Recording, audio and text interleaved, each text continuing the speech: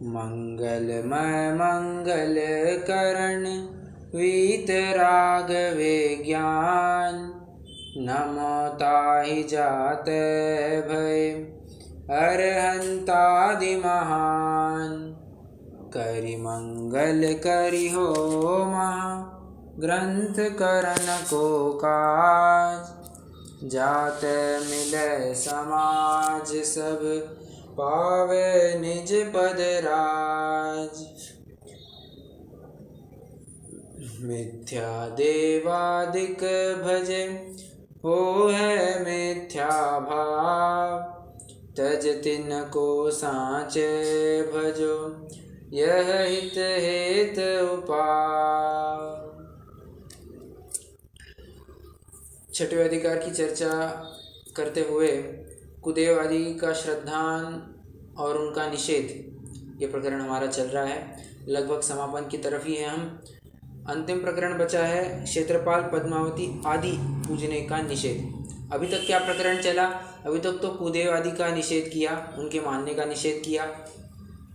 फिर व्यंतर आदि के मानने का निषेध किया, उनको क्यों भजना पूजना नहीं चाहिए इस बात का खंडन किया गया। क्यों भजना पूजना नहीं चाहिए इस बात की यहाँ पर सिद्धि की गई। और अब प्रकरण चलने वाला है क्षेत्रपाल पद्मावती आदि पूजने का निषेध। बीच में एक प्रकरण हालांकि ज्योतिषियों को भी पूजने का निषेध किया गया था। अब यहाँ पर क्षेत्रपाल पद्मावती की बात आ रही है। देखो, बहुत ही ज्वलंत विषय है आज के समाज का कि जैन होकर के भी ये पद्मावती आदि को पूजते हैं। सो पंडित साहब यहाँ पर डट करके उसका निषेध किए जा रहे हैं। कई सारे इसके कारण भी हैं कि सबसे पहला कारण थोड़ा अपन विचार करें तो पद्मावती और पद्मावती की पूजा करना, ठीक है, पद्मावती की पूजा करना कहते हैं। सो पूजा कौन करेगा? यदि पुरुष ही पूजा करेगा तो शील का दोष आ जाएगा। साफ साफ बात ख्याल में आती है, ठीक है। सो वैसा संभव है नहीं। और स्त्री यदि पूजन करेगी तो बाजू में ही भगवान की भी प्रतिमा रखी गई है, तो उसको लेकर के फिर शील का दोष आ जाएगा। तो है ना, दोनों तरफ से दिक्कत आ जाती है। इसलिए फिर वो पूजना शील की मर्यादा की तरफ से भी बनता नहीं है। बात एक। बात दो, रागियों को पूजना बनता है नहीं। इसी की चर्चा यहाँ पर अब करने वाले हैं। पंडित साहब उनको पूछते हैं, अच्छा सामने वाला तो ये कह रहा है कि वे भी तो जिनेंद्र भक्त ही है, तो उनकी पूजा करने में क्या दिक्कत है?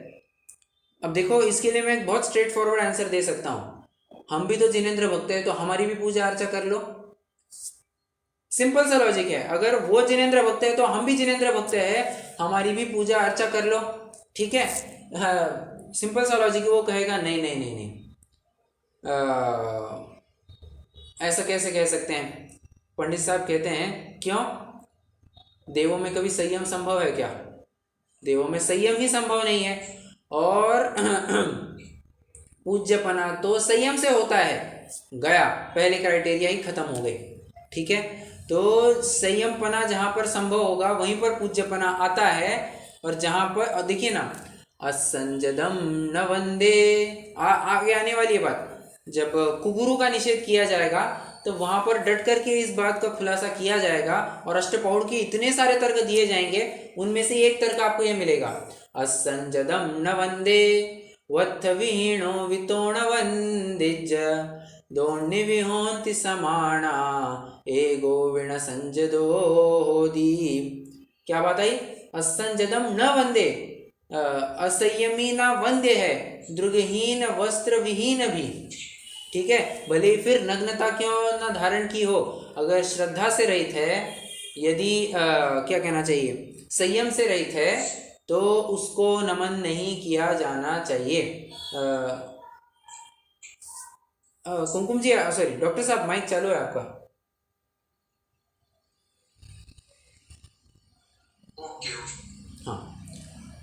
हाँ, तो यही बात यहाँ पर कही जा रही है कि पूज्यपना जिन मत में संयम से होता है, देवों के संयम नहीं होता। पॉइंट नंबर 1 आप नोट करना। आप चाहे तो ग्रंथ में भी मार्क कर सकते हैं, आप चाहे तो नोट भी कर सकते हैं, आपकी जैसी मर्जी। आप नोट करेंगे तो आपको बेहतर रहेगा कि क्षेत्रपाल आदि को क्यों नहीं पूजना। पॉइंट नंबर 1 संयम, आगे करके लिखिए देवों में संयम पॉसिबल नहीं, देवों में संयम संभव नहीं, या फिर देवों में संभव नहीं, इतना भी लिखेंगे तो भी चल जाएगा। पॉइंट नंबर 1 संयम, आगे एरो करके लिखना है देवों में संभव नहीं, बात 1। बात 2, व्यंतरों में सम्यक्तु की भी मुख्यता नहीं होती है।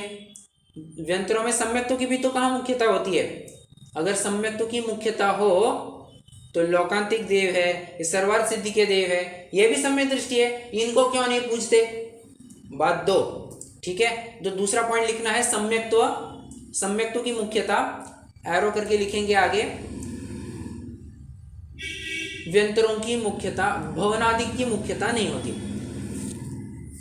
भवना कहाँ क्या लिखा है यहाँ पर? भवनत्रिक में, भवनत्रिक में मुख्यता नहीं होती, भवनत्रिक में मुख्यता नहीं होती।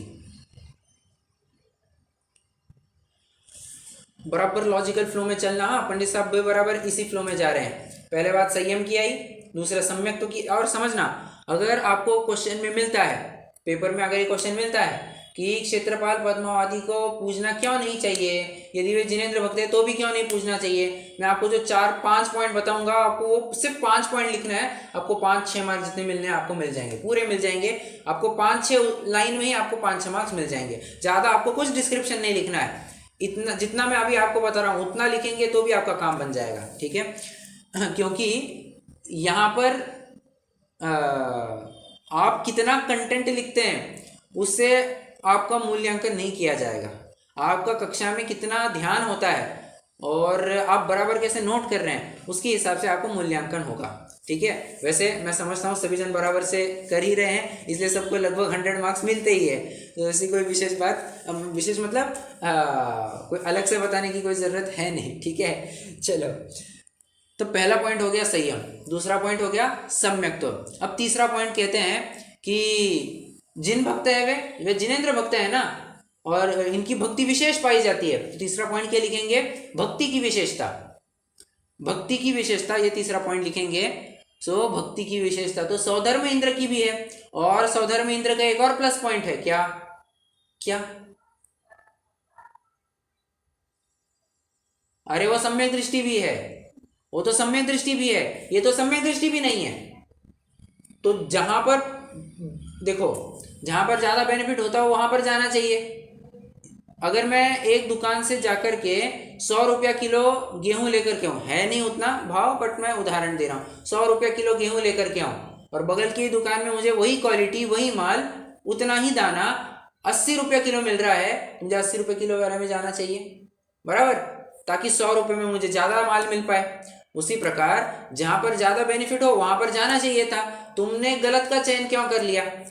ऐसा कहकर के पंडित साहब ये नहीं कह रहे कि तुम कल से सौधर्म इंद्र की पूजा करना चालू करो, नहीं, क्योंकि पहले ही मुद्दे में उन्होंने सौधर्म इंद्र को भी पूजने का निषेध कर दिया। कैसे कैसे?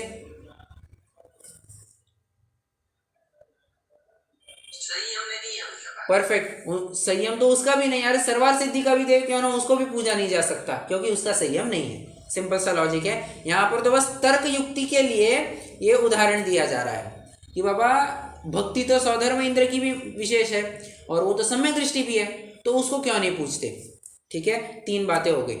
और चौथा पॉइंट, मुझे बताइए, राज्य में प्रवेश करना है, महल में प्रवेश करना है राजा के, शुरुआत कहाँ से होती है? सबसे पहले कौन आता है? द्वारपाल, बराबर। अगर द्वारपाल क्लियरेंस ना दे, चेक पोस्ट क्लियर ना करे, अंदर जा पाएंगे? नहीं जा पाएंगे, सिंपल सी बात है। हाँ, ये भी सामने वाला प्रश्नकार यही तर्क दे रहा है कि जिस प्रकार राजा के प्रतिहार अधिक होते हैं उसी प्रकार ये क्षेत्रपाल आदि होते हैं।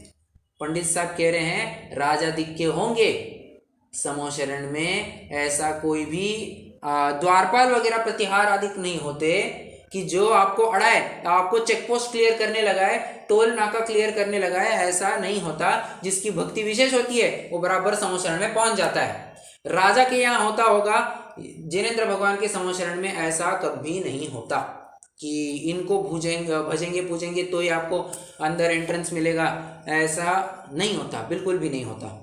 ठीक है, चौथा पॉइंट लिखना है आपको, राजा के प्रतिहाराधिक।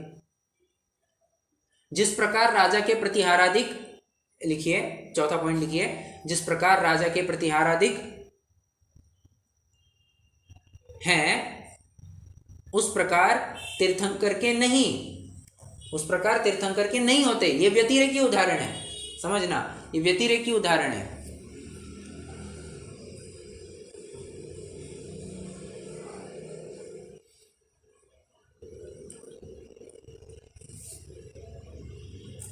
हो गया लिखकर?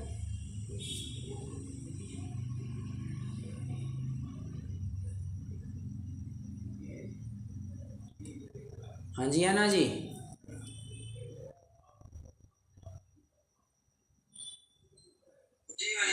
ओके ओके, चलो 4 पॉइंट ये हो गए। 5वां पॉइंट फटाफट बता देता हूँ। पंडित साहब कह रहे हैं ये इतने रौद्र रूप धारण किए हुए होते हैं, त्रिशूल आदि पकड़े हैं, कोई त्रिशूल पकड़ा हुआ है, कोई और ऐसे अत्यंत राग द्वेष पोषक, राग द्वेष वाली कषाय वाली मुख मुद्रा धारण किए हुए हैं, ऐसे रौद्राधिक रौद्र प्रवृत्ति वाले देखे जाते हैं। इनको मानना पूजना जिन मत में कैसे संभव है? क्योंकि जिनेन्द्र मत तो सर्वज्ञ का मत है, वीतरागी का मत है, ना ये सर्वज्ञ है ना ये वीतरागी है, तो किस बेसिस पर इनको पूजा जा रहा है? तो आप लिखेंगे 5वां पॉइंट लिखेंगे रौद्र रूप, रौद्र रूप, और आगे एरो करके लिखेंगे जिन मत में स्वीकृत नहीं।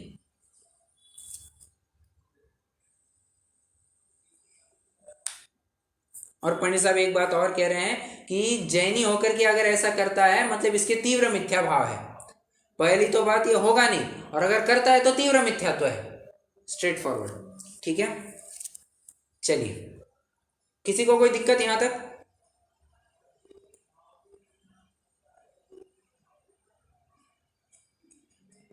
नहीं। अब मैं चाहूंगा कोई ये पढ़े, ये अभी तक जितना अपना प्रकरण हुआ है वो कोई पढ़े, कोई पढ़ेगा?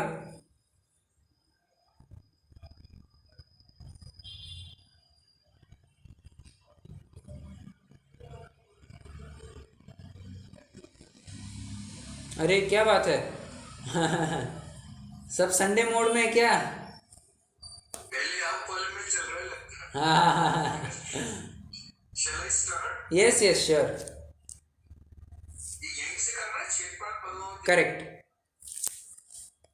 यहाँ कोई कहे क्षेत्रपाल दाढ़ी पद्मावती आदि देवी यक्ष यक्षिणी आदि जो जिनमत का अनुसरण करते हैं उनके पूजन आदि करने में दोष नहीं है।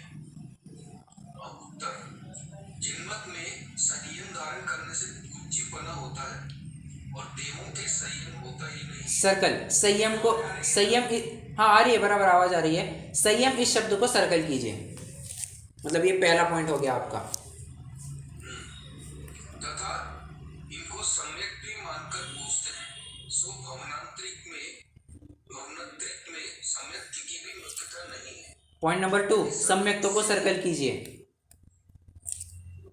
यदि सम्यक से ही पूछते हैं तो सर्वार सिद्धि के देव लोकांतिक देव उन्हें ही क्यों नहीं पूछते?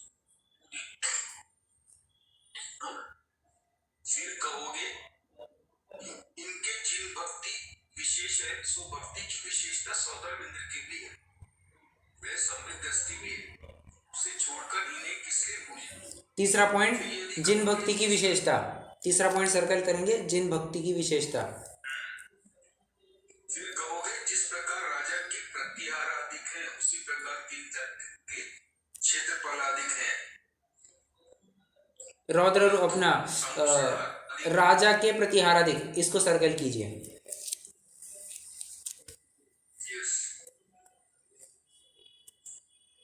इनका अधिकार नहीं है, परंतु संसद में इनका अधिकार नहीं है, यह तो झूठी मान्यता है। जिस प्रकार प्रतिहाराधिक के मिलाने पर राजा से मिलते हैं उसी प्रकार तीर्थंकर से नहीं मिलाते।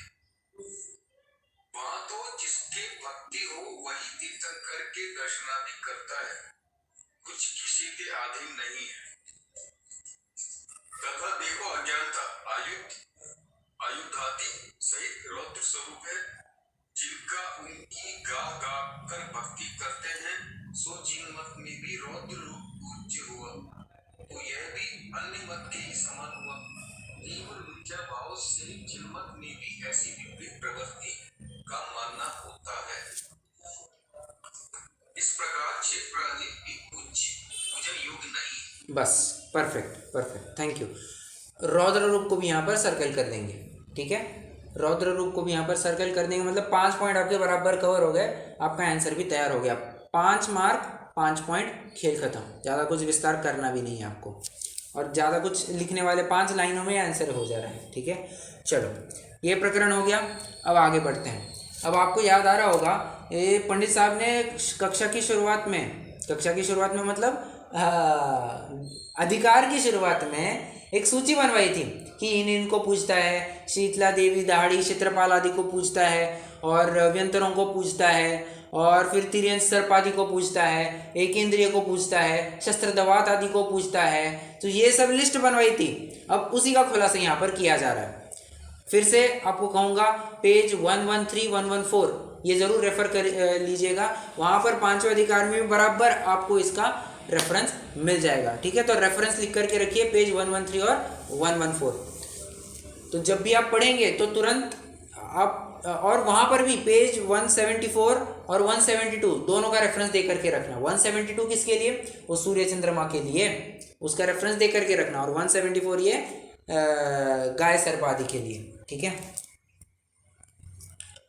अब देखो, गाय सर्प आदि की भी पूजा क्यों करते हैं, हालांकि अपन चर्चा वैसे बहुत कर चुके हैं, बट कोई उनके ऊपर उपेक्षा दृष्टि से ना देखे, उनकी भी यथायोग्य देखभाल की जाए, उनको तिरस्कृत ना किया जाए, इस उद्देश्य से किसी ने चालू कर दिया कि भाई गायों को पूजना चाहिए, इसमें 33 करोड़ देव ऐसा कहते हैं। हालांकि ऐसा मैं समझता हूँ कि 33 कोटि देव कहते हैं, मतलब 33 प्रकार के देव कहते हैं, बट कोई कोई तो उसको 33 करोड़ समझता है, जैसा भी अर्थ समझते होंगे। अब कहने का तात्पर्य इतना है कि उसमें इतने इतने देव होते हैं, तो उसकी रक्षा करनी चाहिए, उसका पालन करना चाहिए। आज इतनी सारी गौशालाएं खुल रही है, सब चल रहा है, तो किसी को लगा कि अरे गायों को पूजना चाहिए, तो गायों के नाम से फिर पर्व आदि चालू कर दिए, उनको पूजना चालू कर दिया। बात एक। किसी को लगा कि नहीं यार, कभी किसी काल में किसी को लगा होगा कि नहीं यार, ये सुअर लोग, मतलब जितने भी सुअर है उनको बहुत दिक्कत होती है, तो मुसलमानों ने उनको अपना पेटेंट बना लिया।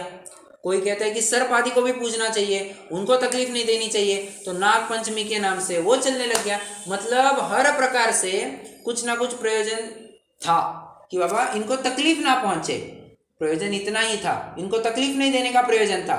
इन्होंने क्या समझ लिया, अरे इनकी पूजा अर्चा करनी चाहिए। अरे पूजा अर्चा मतलब इनको भी अपने अनुसार जीने देना चाहिए, यही उनका सम्मान है, यही उनका आदर सम्मान है। हम और क्या कर सकते हैं, हमने उनको कभी बंधन में डाला नहीं, हमने कुछ किया नहीं, तो उनके प्रति क्यों ऐसा द्वेष रखते हो, ठीक है।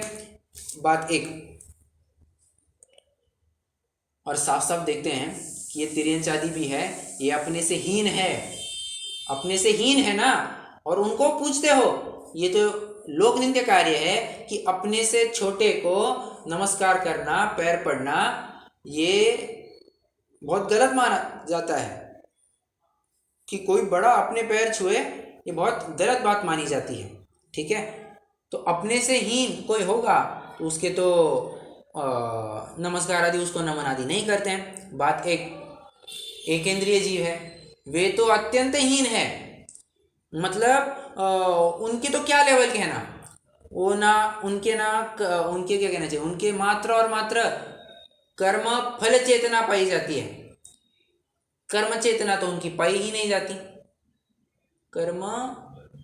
हाँ बराबर, कर्म फल चेतना पाई जाती है, कर्म चेतना तो इनकी पाई ही नहीं जाती है।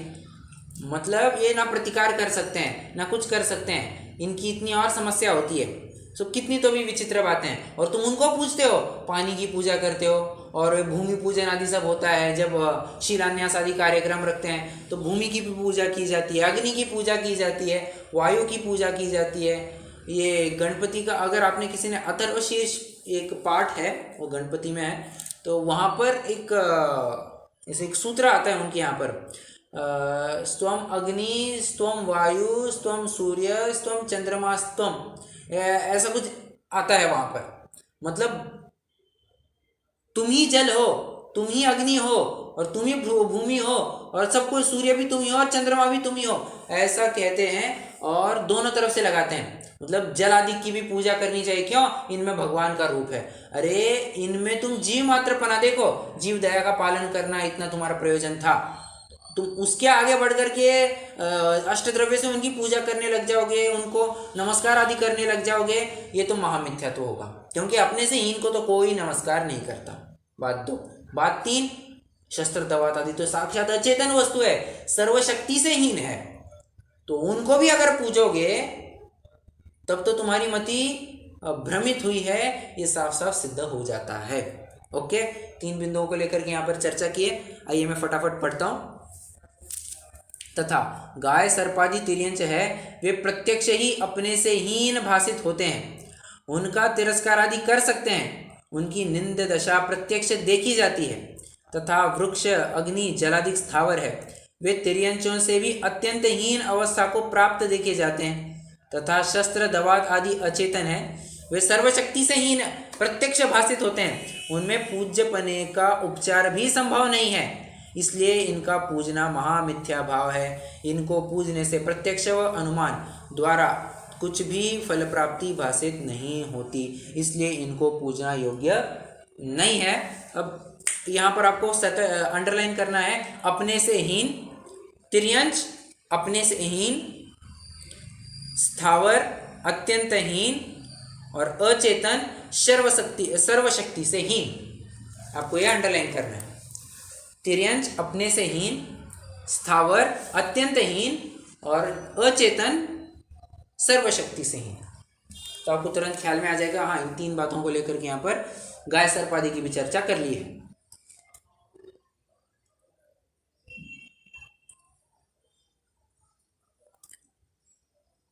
इस प्रकार सर्व ही कुदेवों को पूजना मानना निषिद्ध है। अब थोड़ी सी यहाँ पर जनरल बात चलने वाली है।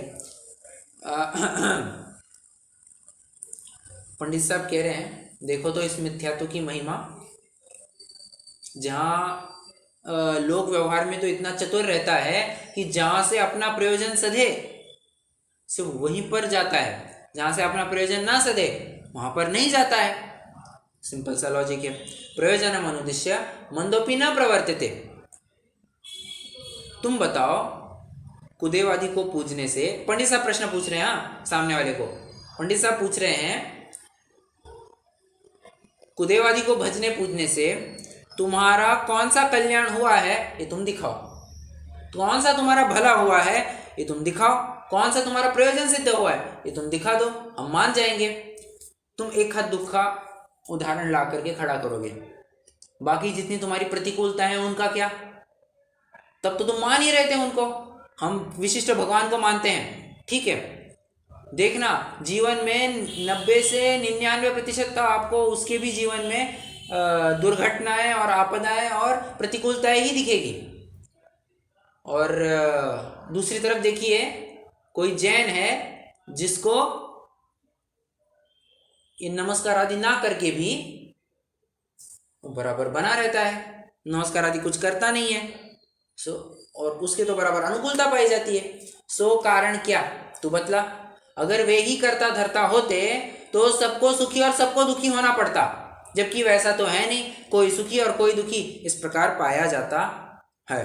ओके चलो, और मिथ्यात्व की, मिथ्या दृष्टि की प्रवृत्ति देखो।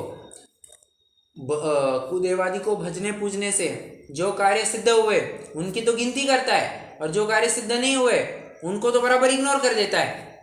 First half, second half, second part, मतलब सेकेंड पार्ट ये है कि जो भी कुदेवादि को, शीतला देवी, दहाड़ी आदि को नहीं मानते हैं, तो उनके जीवन की जितनी भी आपदाएं वाली घटनाएं हैं, जितनी भी प्रतिकूलता की घटनाएं हैं, वो उसको पेश करेंगे। देखो उन्होंने ऐसा ऐसा किया था तो ऐसा ऐसा नतीजा हो गया उनका, समझ में आते नहीं क्या तुमको, ऐसा करते हैं।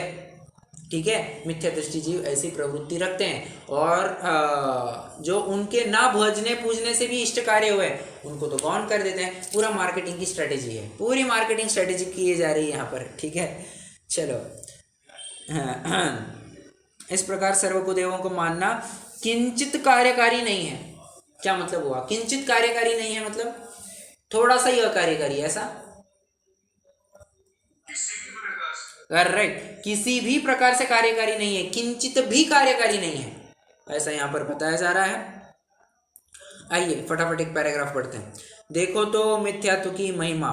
लोक में तो अपने से नीचे को नमन करने में अपने को निंद्य मानते हैं और मोहित होकर रोड़ों तक को पूछते हुए भी निंद्यपना नहीं मानते, तथा लोक में तो जिससे प्रयोजन सिद्ध होता जाने उसी को सेवा करते हैं, उसी की सेवा करते हैं और मोहित होकर कुदेवों से मेरा प्रयोजन कैसे सिद्ध होगा ऐसा बिना विचारे ही कुदेवों का सेवन करते हैं, तथा कुदेवों का सेवन करते हुए हजारों विघ्न होते हैं, उन्हें तो नहीं गिनता। बात एक। और किसी पुण्य के उदय से इष्ट कार्य हो जाए तो कहता है इसके सेवन से यह कार्य हुआ। बात दो। बात तीन। तथा कुदेवादि का सेवन किए बिना जो इष्ट कार्य हो उन्हें तो गिनता नहीं है, मतलब जो इनको मानते नहीं है तो उनका वे कहते हैं कि उनको उसके ऊपर तो बिल्कुल भी फोकस नहीं करते। और कहाँ गया? हाँ, तो उसको तो गिनता नहीं है। और कोई अनिष्ट कार्य हो गया बराबर दिखा, देखो उसका इतना बुरा हुआ, उसने ये किया ना तो उसका ये बुरा हो गया, ऐसा दिखाते हो, सो ये बिल्कुल भी उचित नहीं है। और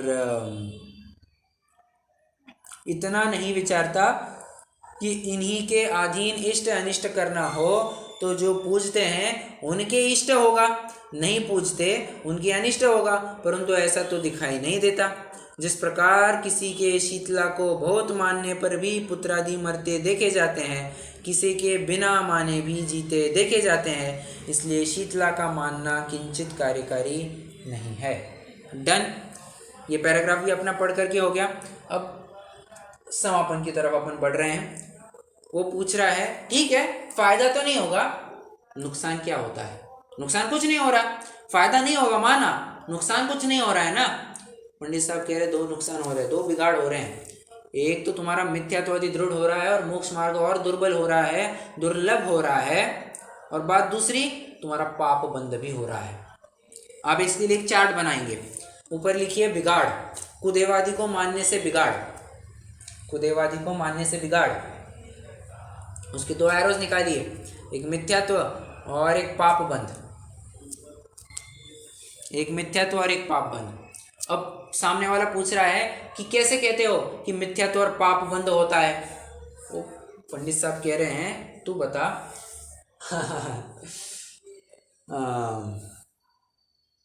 इष्ट अनिष्ट कल्पना करना ये मोह है, ये मिथ्यात्व है या नहीं है? ऑफ कोर्स है, ऑफ कोर्स है। तो मिथ्यात्वादी भाव होते हैं, ये तो बात सिद्ध हो गई। बात दूसरी, अब रही बात तुम्हारी पाप बंध की, सो पाप बंध भी कैसे होगा कि तुम कुदेवादी को मानोगे, यही पाप बंध होगा। हैं कैसे कैसे? अरे जिसको उदय किस प्रकार आएगा, कर्म का उदय किस प्रकार आएगा, उसके बारे में कुछ भी ज्ञान नहीं है और वो बराबर बाहरी संयोगों को जुटाने हटाने का प्रयत्न करता है, परंतु ये तो देखो ये क्या करता है कि स्वयं तो पुरुषार्थ नहीं करता और भगवान के मंदिर में जाकर के कहते हैं कि मुझे पास करवा दो। बच्चा क्या कहता है, मेहनत तो नहीं करना चाहता, भगवान के मंदिर में जाकर के बस कहता है कि पास करवा दो। ये ऐसा थोड़ी ना होता है, ऐसा थोड़ी ना होता है यहाँ पर। ठीक है, चलो, तो पाप बंध ही एकमात्र होता है इनका, ये भी यहाँ से समझ में आ जाता है। इसको भी अपन थोड़ा रैपिड रीडिंग कर लेते हैं। ठीक है, यहाँ कोई कहे कार्यकारी नहीं है तो न हो, उनके मानने से कुछ बिगाड़ भी तो नहीं होता। उत्तर, यदि बिगाड़ न हो तो हम किस लिए निषेध करें? बिगाड़ ही नहीं होता तो हम काहे के लिए निषेध करते? परंतु एक तो मिथ्यात्वादी दृढ़ होने से मोक्ष मार्ग दुर्लभ हो जाता है, यह बड़ा बिगाड़ है।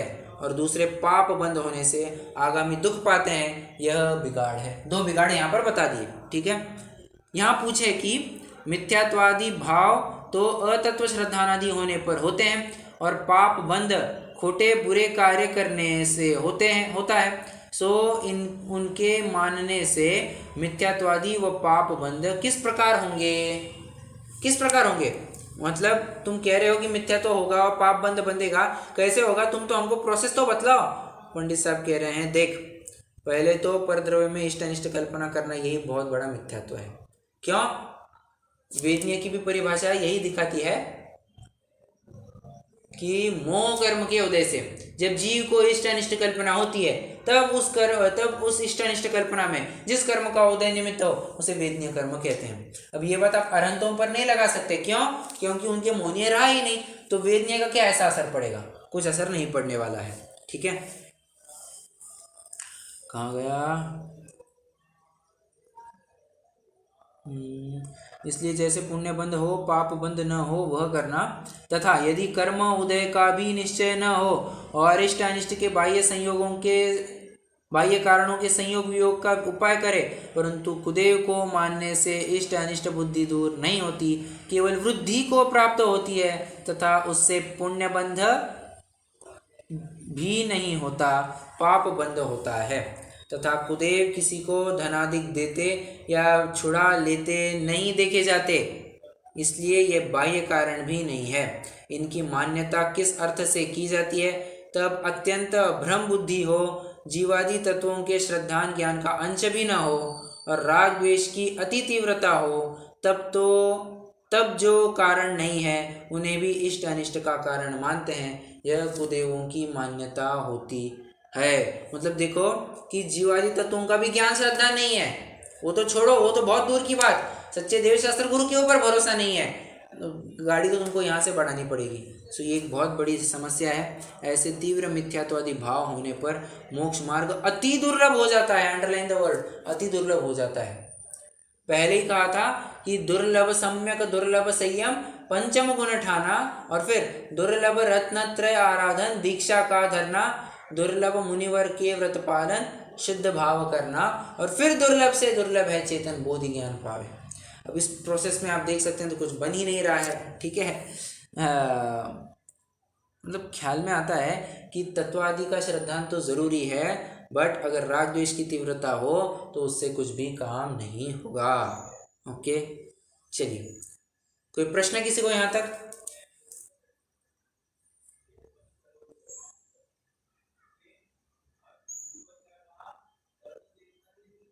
नहीं है? चलिए रुकते हैं फिर अपन। है कोई प्रश्न?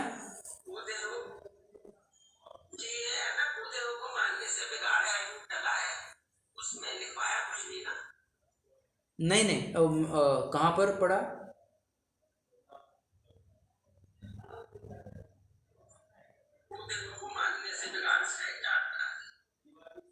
अच्छा, वो वाला तो देखिए, मिथ्या तो है ना, उसके नीचे लिखिए परद्रव्य में इष्ट अनिष्ट कल्पना। परद्रव्य में इष्ट अनिष्ट कल्पना, उसके नीचे लिखिए मिथ्यात्व के नीचे, और पाप बंद के नीचे लिखिए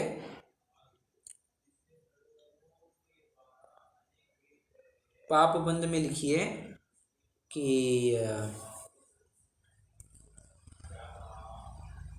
कुदेवादि को भजना पुण्य कार्य नहीं है, ऐसा लिख सकते हैं। कौन से पेज पे चल रहे हैं आप? 175 पर ही है, 175 पर ही है। बस मेरा एक चार्ट बनवाना रह गया था, तो वो पूछ रही थी। एक बार फिर से बोलिए, क्या बोला? देखो ऊपर है, अपने हेडिंग डाला होगा बिगाड़, उसके दो एरोस किए होंगे, एक मिथ्यात्व दूसरा पाप बंद। तो जो पहला मिथ्यात्व है उसके नीचे एरो करके लिखना है परद्रव्य में इष्ट अनिष्ट कल्पना, ठीक है। और पाप बंद में क्या लिखेंगे? पाप बंद में लिखेंगे कि कुदेवादि का भजना ये पाप की ही वृद्धि कराते हैं।